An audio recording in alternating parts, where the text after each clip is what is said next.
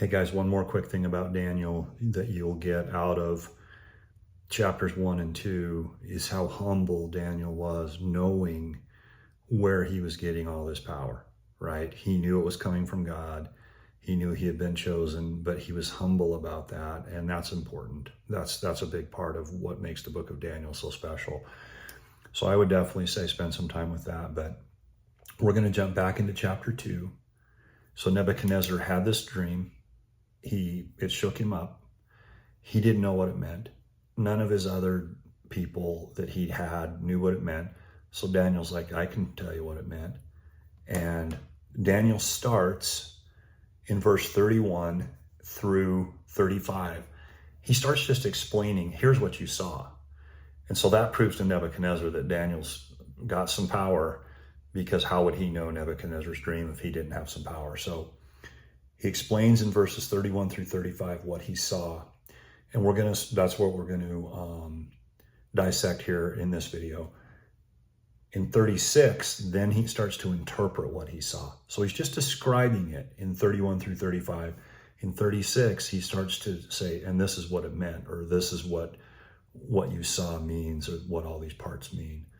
So let's just quickly read through 31 through 35 and dissect that a little bit. All right, guys, we're in Daniel 2, and we're going to start in 31. And this is Daniel telling Nebuchadnezzar what he saw. Thou, O king, sawest, and behold, a great image. This great image, whose brightness was excellent, stood before thee, and the form thereof was terrible. This image's head was of fine gold, his breast and arms of silver, his belly and thighs of brass, his legs of iron, his feet part of iron and part of clay. Thou sawest till that stone was cut without hands, which smote the image upon his feet that were of iron and clay, and brake them into pieces. Then was the iron, the clay, the brass, the silver, and the gold broken to pieces together, and became like the chaff of the summer threshing floors, and the wind carrying them away, and no place was found for them. And the stone that smote the image became a great mountain and filled the whole earth.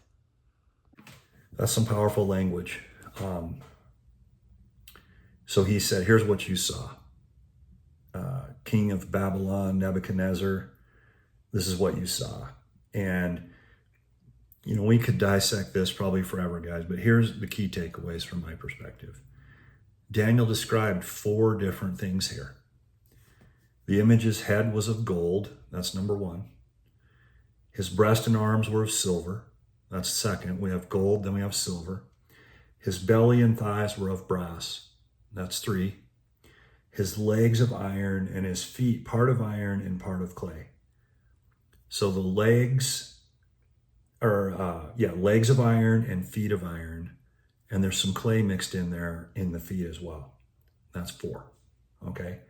So there's those 4 different metals: gold, silver, brass, and iron, and the clay is interesting, and we'll get to that. So then all of a sudden, Nebuchadnezzar sees this, but this stone cut without hands comes in and just destroys everything. It destroyed all those metals. It says that it just destroyed them. They became the chaff of the summer threshing floors. There was no place for them. And that stone became a great mountain that filled the whole earth. The stone is Jesus Christ, and we'll talk about that, as we move through this whole kingdom thing.